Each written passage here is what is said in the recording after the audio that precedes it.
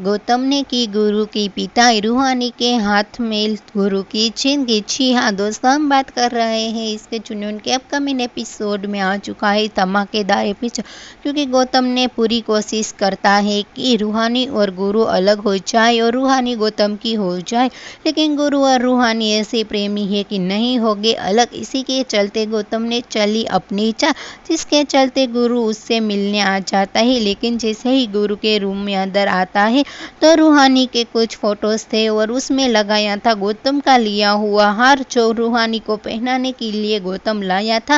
लेकिन यहाँ पर ये बात उसको पता चलते ही रूहानी के फोटो से वो हार उतारने के लिए चला जाता है।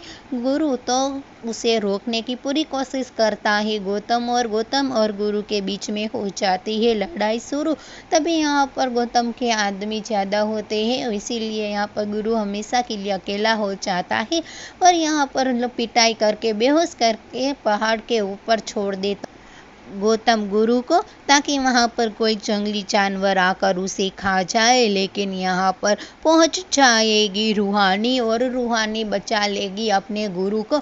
अब ये देखना इंटरेस्टिंग होने वाला है, क्या करेगी रूहानी। वेल, जो भी होगा उसकी अपडेट हम आपको देते रहेंगे। फिलहाल के लिए तो इतना ही, और ऐसे ही अपडेट देखने के लिए हमारी चैनल को सब्सक्राइब करना मत भूलिएगा। Thank you.